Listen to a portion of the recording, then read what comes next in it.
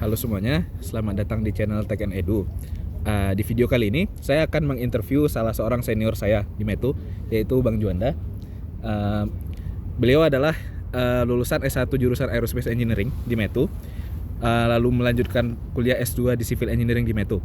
Dan kali ini kita akan fokus pada jurusan Aerospace Engineering, di mana kita akan coba mencari tahu lebih dalam mengenai sistem pendidikan Aerospace Engineering di Metu. Jadi sebelumnya terima kasih banyak Bang buat waktunya, udah meluangkan waktunya untuk interview ini. Sama-sama, halo semuanya. Nah, oke. Sebelumnya kita yang simpel-simpel aja dulu mungkin ya. Kayak asalnya dari mana Bang? Di sini. Saya aslinya dari Palu, Sulawesi Tengah, tapi orang tua itu dari Sulawesi Selatan. Jadi sebenarnya campur gitu.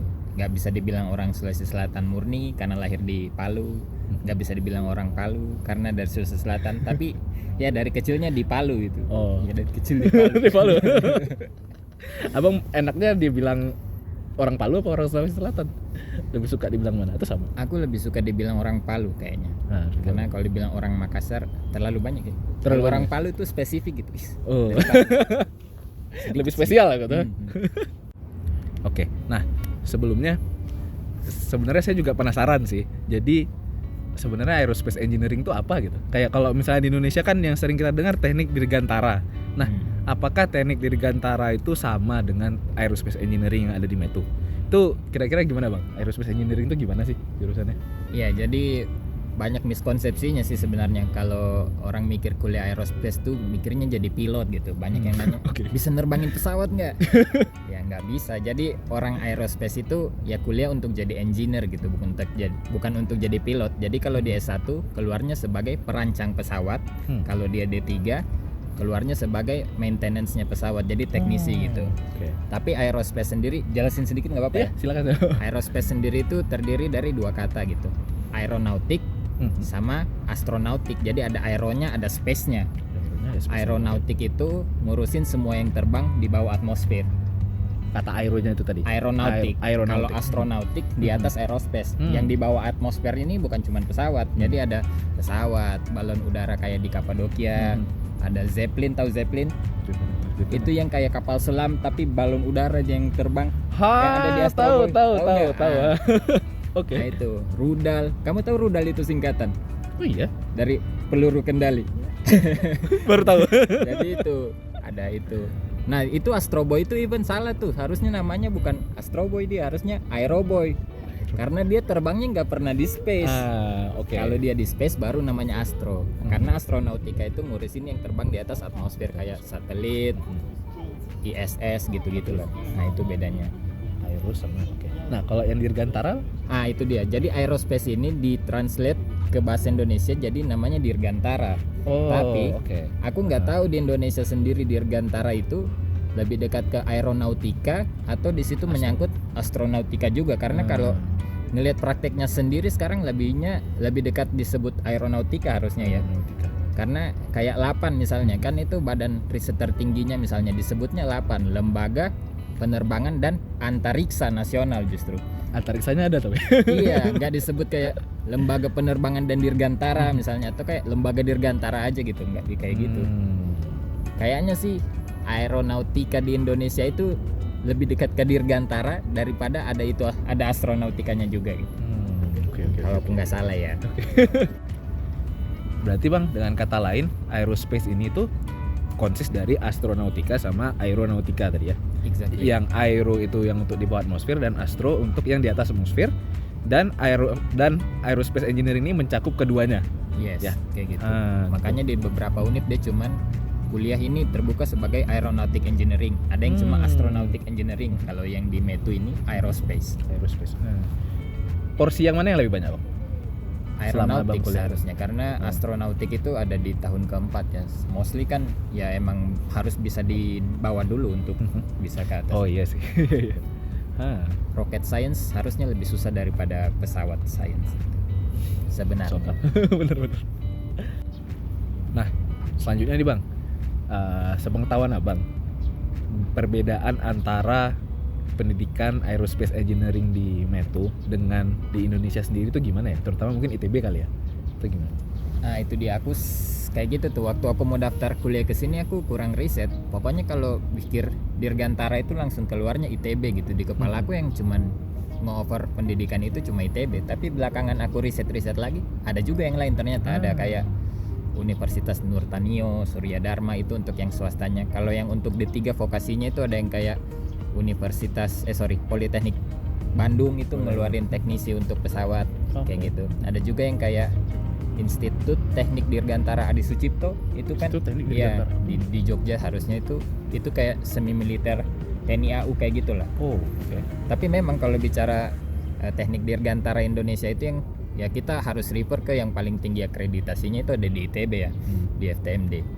Nah, kalau spesial dengan FTMD sendiri bedanya kalau di METU kita masuk daftarnya emang Aerospace Engineering.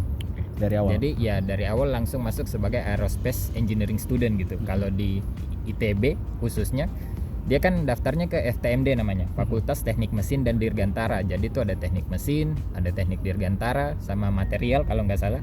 Nah itu mereka harus melalui tahun pertama yang namanya TPB. Nah itu belajar bersama, nanti dari hasil TPB itulah kita bisa melakukan penjurusan apakah kita masuk teknik mesin, teknik dirgantara atau teknik material gitu. Nah jadi waktu kita masuk belum tentu kita masuk aerospace langsung. Nah itu khusus yang ITB sendiri. Tapi kalau untuk yang general Indonesia, kalau awal-awal kuliah itu harusnya banyak ya bedanya ya. Kayak di sini kan kita nggak belajar mata pelajaran yang tidak menjurus ke jurusan. Misalnya kayak di Indo kita kan belajar pendidikan Pancasila, kewarganegaraan, ada agama juga agama, bahasa Indonesia, olahraga. Nah di sini nggak ada. Jadi ya itu salah satu bedanya. Jadi ketika kita masuk kuliah belajar ini ya mulai dari awal udah langsung spesifik. Oh ini pelajaran yang kamu ambil misalnya kayak gitu. Kita nggak di offer pelajaran yang kayak tadi aku sebutin itu lebih ke hal-hal luar kampus lah kalau di Turki. Kecuali itu bang ya, kecuali History of Turkish Revolution ya. Nah, itu juga ada tuh. History ada. Itu satu pengecualian. Apalagi bedanya ya, yang berasa tuh ospek. Nah di sini masuk kuliah benar. Orientasi ada. Tapi kan kalau di Indonesia ospek kampus, habis itu ospek fakultas, ospek jurusan. Nah di sini nggak ada. Ya untuk orang yang nggak pernah ospek kayak aku pengen ospek gitu. Kayak gimana sih rasanya bawa banner-banner calon mantu idaman tuh pengen, cuma kan nggak ada, gimana? Di sisi lain kan ospek tuh bikin jadi makin kompak juga bang. Iya. Makin kompak. Aku menilai ospek itu positif. Aku sebenarnya yang nggak pernah ngerasain mau. Apalagi kan di sini ada per PPP-an juga ada, tapi nggak ada ospeknya juga ya. Maksudnya kayak. Iya benar sih. Kayak pengen dibikin, nggak mungkin kita bikin. Kayak gitulah itu bedanya. Kalau yang di awal-awal kuliah ya. Kalau ini bang mungkin agak out of question sedikit. Kalau yang tadi kan yang teknik dirgantara ini kan bukan jadi pilot ya bang. Yes. Nah apakah yang sekolah-sekolah yang tadi abang sebutin tuh, yang Institut Teknik Dirgantara, yang TNI, yang tadi beda-beda itu, kira-kira mereka ada nggak ya bang yang punya jurusan untuk jadi pilot di antara itu? Saya sebagai salah satu cabangnya kali ya. Sebenarnya sekolah untuk pilot itu kan atau ada sekolah? Dia nggak perlu S1 ya, maksudnya itu cuma pendidikan 8 bulan. Tapi ada juga orang yang kuliah namanya ada orang yang mencangkup itu bersamaan gitu. Jadi dia aerospace sekaligus pilotage juga. Jadi dia dapat sedikit ilmu rancang bangun pesawatnya sedikit aja, dan dia fokusnya untuk menjadi penerbangnya. Ya kayak gitu. Sebenarnya untuk menjadi pilot misalnya kayak orang kan kalau jadi pilot bisa satu pesawat, dia belum tentu bisa menerbangin pesawat yang lain ya, karena emang selalu beda, lisensinya beda, instrumentasinya di dalam beda. Nah yang bikin instrumennya itulah orang aerospace. Itu bagus nih pertanyaan. Oh gitu. Jadi bisa dari aerospace dilanjutkan ke pilot, bisa tinggal nambah setahun kayak gitu kalau mau bayar lisensi untuk menjadi pilot dan ikut programnya bisa. Paket lengkapnya lah ya. Paket lengkapnya bahasanya. Nah tapi ini Biu, trennya sebenarnya orang aerospace itu gimana ya, kita melihat mungkin teman-teman pilot marah ya dibilang, cuman kalau ngelihat tren dari sekarang ini kan menuju ke sesuatu yang tanpa driver, tanpa pilot. Oh iya, oke. Mobil juga Tesla udah mulai self driving gitu. Kalau orang aerospace sendiri mencoba mengembangkan yang drone yang nggak ada pilotnya sama sekali, karena itu bertolak belakang sedikit ya. Ada beberapa hal yang bagus karena ada pilotnya, tapi ada beberapa hal yang karena ada pilot di dalam justru itu terhambat. Nah, kalau kamu pernah dengar nih kan kayak wah, ada yang kayak kalau misalnya pilot pesawat tempur 9G, 10G, 11G gitu. Itu kan misalnya pesawat terbang ke atas, kalau misalnya gayanya salah, darahnya semua either itu Iya, naik bener. ke kepala atau ngebocorin otak. Ya, itu kan bisa terjadi gitu. Tapi kalau itu nggak ada pilotnya sama sekali di dalam ya kan nggak ada batasan manusianya ya. Iya, benar-benar. Nah, ini untuk teman-teman yang pilot, sorry, maksudnya nggak ada pengen tendensi memecah belah ini, kita kan bersama gitu. Cuma ya tren yang terlihat ke depannya sih mencoba membuat segala sesuatunya itu otomatis ya. Benar-benar. Dan apa ya? Juga mengurangi resiko ada yang meninggal, ada yang resiko nyawa Iya. ya. Resiko Mungkin nyawa. pilotnya jadi di darat gitu, di Iya, iya. stasiun darat. Nah, Bener-bener. pesawatnya terbang di sana. Jadi pesawatnya mau terbang sampai 15G mungkin nggak ada masalah ya. Kan nggak ada yang bocor dalam, maksudnya pilot aman, safety gitu. Mungkin nanti pilotnya itu kayak abang bilang, mungkin pilotnya nanti ganti profesi, bisa jadi yang mengontrol di Iya. ruang kontrol kali ya, Iya. yang mengendalikan pesawatnya ya kan. Iya, mungkin pendidikan pilot di masa depan kayak Iya. gitu mungkin. Siap. Oke bang, ini selanjutnya mungkin pertanyaan yang salah satu yang paling dinantikan kali ya sama teman-teman. Kira-kira pendidikan di pendidikan aerospace engineering di METU itu gimana sih bang? Kayak tentang kuliahnya, pelajarannya gimana gitu. Secara general aja gitu loh bang. Oke. Nah. Jadi ini aku bicara METU ya. Kalau METU kebetulan dari 2001 kita udah dapat ABET. ABET itu Accreditation Board of Engineering and Technology. Jadi itu badan standar dari US. Jadi yang menjamin kalau pendidikan yang di METU itu ya setara sama standar level US gitu, MIT dan lain-lain setara. Nah, jadi kita kelihatannya mengacu ke sana ya. Benar. Nah, kalau yang di Indonesia juga harus diapresiasi sudah menuju ke situ. Beberapa universitas kayak kemarin ITB per hari ini di TEK harusnya mereka udah terakreditasi ASIN, ASIIN. Itu tuh akreditasi punya Jerman. Tapi akan menuju ke ABET juga kelihatannya, karena progresnya ITB kelihatannya di jurusan yang lain tuh semuanya diakreditasi ABET. Tapi untuk dirgantaranya sendiri hari ini ASIN gitu. Oke, jadi kalau pendidikan di METU polanya tuh pola piramida ya. Oke, jadi dari lebar ke spesifik. Nah, oke, jadi kan ya kita juga SD, SMP, SMA kayak gitu ya. SD terlalu dasar sampai kita mikir gitu, ngapain belajar ini, orang gak bakal kepake. Nanti semakin spesifik kayak gitu juga. Jadi tahun pertama di kampus ini kita belajar general science. Nah, itu tuh banyak irisannya sama departemen-departemen lain, kayak kita masih belajar kalkulus, fisika, kimia, terus bahasa pemrograman, terus teknik gambar. Itu tuh ada irisannya sama yang anak biologi, masih kena kadang belajar fisika bareng, kadang belajar kalkulus bareng gitu. Ya kita kalkulus kan sesama anak teknik sama ya bang, kalkulusnya. Iya, Ya? kalkulus Bareng sama. ngambilnya. Itu tuh general science namanya. Bener. Masuk ke tahun kedua mulai spesifik sedikit, general engineering. Masih general nih. General engineering. Iya, belajar diferensial, statik, ada yang belajar dinamik, termodinamik. Jadi itu kayak masih bisa belajar sama anak teknik industri, masih bisa belajar sama anak sipil, karena masih belajar statik dan lain-lain masih sama ya. Tahun ketiga lebih spesifik lagi. General aerospace. General aerospace. Ya, udah aerospace tapi masih general. Nah, Oke. jadi mulai belajar aerodynamic, propulsion, terus mulai belajar numerical modeling, ada juga flight mechanics dan lain-lain. Nah, itu banyak, masih general lah rasanya. Nah, tahun keempat nih baru spesifik nih penjurusan. Kamu mau yang di mana di aerospace-nya kayak gitu. Aerospace sendiri kan sebenarnya ada 4 cabang besarnya nih. Ada 4. Oke. Ada aerodynamic, structure, propulsion, sama control. Oke, aerodynamic itu yang untuk ya flow-nya angin lah, udara gitu. Struktur untuk yang kayak di dalamnya gimana supaya kuat. Nah, Rangka pesawat gitu ya fokusnya, rangka pesawat atau rangka pokoknya. rangka, oke. Rangkanya Ya gitu. gimana supaya pesawat itu bentuknya tetap begitu gitu pas terbang, nggak kayak Goyang-goyang. Oke. Itu jadi aero, struktur, terus propulsion. Nah, propulsion ini untuk memindahkan dari A ke B. Iya, jadi ada yang pakai kayak ini kan pakai baling-baling, ada yang pakai turbojet, ada yang pakai turboprop, ada yang emang pakai roket dia, ada yang Jadi banyak tuh caranya, mesinnya pesawat ada banyak. Fokus ke mesinnya gitu. Propulsion tuh mesinnya tadi. Pendorongnya, Mesin pendorongnya. pendorong biar dia bisa terbang gitu. Yes, exactly kayak gitu. Propulsion. Oke. Jadi kalau aerodynamic itu mostly mungkin gaya ke atas, kalau propulsion ini gaya majunya. Nah, ada yang terus yang Kontrol lain berarti. kontrol itu yang belajar, ya itu dia gimana mungkin autopilot, gimana bikin manuvernya supaya smooth kayak gitu. Nah, Oke. kan sekarang semuanya flyby system ya, jarang yang flyby. Dulu kan orang manual semuanya hidrolik, ada yang pakai betulan giring dan lain-lain. Sekarang kan semuanya mulai komputer, jadi ya lebih smooth lah rasanya di dalam kayak gitu.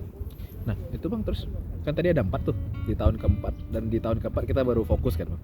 Nah itu fokusnya dalam artian kita akan fokus, misalkan saya fokus di propulsion, semua mata kuliah saya di tahun keempat tentang propulsion, atau bakal campur Bang? Terus Menjurus kayak gitu. Nah, Menjurus oke, gitu ya? aku lanjut sedikit ya. Oke. Jadi kan METU udah terakreditasi ABET nih, jadi segala pendukungnya udah terakreditasi juga lah, labnya gitu, Oke. tenaga pengajarnya juga, profesornya udah dijamin. Nah, kan ada 3 sebenarnya cara kita memodel sesuatu yang di dalam teknik ini. Rekayasa itu ada 3 gitu. Kalau yang sebelum zaman komputer mungkin orang masih sering pakai yang namanya numerical. Oke. Numerical itu yang kayak dulu sebelum zaman komputer orang kan teori ini kayak gitu. Nah, itu sebenarnya levelnya paling tinggi seharusnya, karena itu kan based on high level of intelligence Yes, gitu, untuk orang-orang yang menemukan konsep-konsep itu dan teori-teori. Habis itu di bawahnya ada yang namanya computer simulation. Ada juga yang lebih tinggi harusnya dari computer simulation, yaitu experimental lab. Oke. Nah, di tahun ketiga dan tahun keempat nih tiga-tiganya ada. Jadi labnya banyak, lab aeronya banyak, lab strukturnya banyak, lab kontrolnya juga ada. Nah, itu banyak di tahun ketiga sama tahun keempat. Nah, kalau kamu udah masuk ke tahun keempat lebih spesifiknya, jadi udah betul-betul penjurusan lah. Kalau kamu emang mau di struktur misalnya, ya kamu diarahkan nanti kamu harus bisa program A, B, C, D misalnya kayak gitu. Kayak ya misalnya Nastran, apa Patran gitu. Kalau kamu mau aerodynamic mungkin ANSYS, diarahkan sedikit ke situ-situ gitu. Misalnya kayak apa nih programnya untuk aerodynamic engineer gitu, yang biasa kalian pakai. Nah, kayak gitulah. Jadi model pendekatannya, pengarahannya tuh kayak gitu. Kamu lebih diekspos banyak ke hal-hal yang lebih dekat ke penjurusan kamu. Sama pelajarannya juga di situ kamu sendiri yang pilih, jadi udah nggak di offer dari kampus. Ada yang namanya technical elective dan restricted elective ya. Nah, itu semuanya ya kita sendiri yang pilih. Termaksud orang yang mau pilih space, mungkin dari 4 ini yang paling dekat ke space misalnya kayak propulsion sama control misalnya ya kayak gitu. Jadi bisa pilih di antara 2 ini, itu lebih dekat ke space. Misalnya kalau orang yang kayak aku wind energy, aku kan tentang pembangkit listrik tenaga angin, itu mungkin lebih dekat ke aerodynamic sama struktur kayak gitu. Itu Bang, dari tahun ketiga udah mulai belum ada mata kuliah technical elective dengan restricted itu? Udah mulai belum? Atau waktu tahun ketiga tuh masih yang wajib gitu, mata kuliah wajib semua, terus nanti di tahun keempat baru dia full restricted sama technical elective? Tahun ketiga itu sebenarnya lebih banyak mata kuliah wajibnya, tapi boleh sih boleh ngambil pelajaran dari atas, boleh ya. Atau cuman masuk aja sit in gitu. Oh, saya belum tahu nih pengen penjurusan kemana, ya udah masukin aja dulu semuanya, duduk gitu. Lihat di dalam yang mana yang nggak pusing. Nah, Ini saya mencoba ini kan Bang, kayak membandingkan ya. Karena kalau misalnya kayak di teknik sipil sendiri itu tahun keempat dia ada restricted, ada technical. Nah, yang restricted ini tuh semua dari jurusan yang beda-beda Bang. Jadi ada restricted dari struktur, ada restricted dari hydro, ada restricted dari transportasi ada. Jadi Indian kita tuh tetap harus ngambil semuanya juga gitu kalau di sipil. Cuman kalau yang dari penjelasan yang Abang tadi saya paham, di tahun keempat itu kita udah fokus di antara 4 itu ya. Berarti kalau di aerospace memilih tuh. Memilih ya berarti. Iya. Kalau kamu ambil restricted elective-nya aerodynamic, kamu kayaknya nggak bakal di-accept di restricted elective-nya DERS lain, karena sepengalamanku jadwalnya dibikin bersamaan. Sengaja ya? Iya, jadi nggak boleh masuk di kelas ini dan kelas sana. Gitu. Dan itu memilihnya itu kan tadi Abang bilang kita nanti dosen ya yang menyarankan untuk pilih program. Misalkan kalau kamu aerodynamic kamu harus belajar program A B C. Kalau kamu propulsion kamu pilih program A B C apa yang Ya, lain itu gitu. yang disarankan itu di kelas lah. Itu di kelas. Dan sebelum masuk tahun keempat kita apakah ada sistem kayak direct, oke, kita harus milih nih ada 4. Nah, jadi kayak dari kampus tuh udah mendata, oh si A ngambilnya aerodynamic. Ya udah, nanti begitu mereka pilih restricted, kita cuman allow restrictednya aerodynamic gitu. Gitu ya berarti sistemnya. Atau Iya, kayaknya kayak kurang gitu ya, lebih karena gitu. ya itu dia, karena jadwal pelajaran yang dibikin berbarengan, ya kita nggak bisa ngambil 2 restricted elective berbarengan. Sepengalamanku tuh kayak gitu. Jadi walau gimana bahasanya? Indirect lah maksudnya. Indirect ya, kita nggak milih Indirect. langsung, cuman dari pilihan kita saat memilih restricted tuh kita udah bisa tahu gitu. Iya, kadang kita bergain sama orang, misalnya kayak kamu dapat apa? Aerodynamic, aku struktur. Padahal aku mau aerodynamic, kamu struktur. Boleh nggak kita tukeran? Nah, itu boleh. Sih kayak gitu. Ada juga kan. Jadi di kampus ini tuh kita tuh masuk belajar 2 minggu. Setelah 2 minggu kita bisa memutuskan kita mau drop pelajarannya atau lanjut. Kita bisa switch ke pelajaran lain. Ya, jadi bisa aja masukin aja dulu 2 minggu awal, lihat di dalam apakah silabusnya sesuai dengan yang kita mau. Kalau enggak, ya bisa minta ke pengajarnya, boleh nggak kamu tambah 1 kuota lagi untuk saya gitu. Kayaknya saya cenderungnya planning ke depannya nih mau jadi engineer ini nih, kayak gitu. Kayak aku misalnya kayak tahun keempat aku lebih banyak masuk ke daerah-daerah yang aero ya, kayak wind energy, even ada di aerodynamic tuh. Oh, itu termasuk ya. Iya. Nah, kayak gitu. Terus mata kuliah restricted itu Bang ada nggak ya dari jurusan lain? Atau semuanya itu dari aerospace? Propulsion tuh bisa diambil dari mechanical. Dari mekanika Iya, juga? mechanical engineering kan juga belajar bikin ini tuh turboprop, turbojet.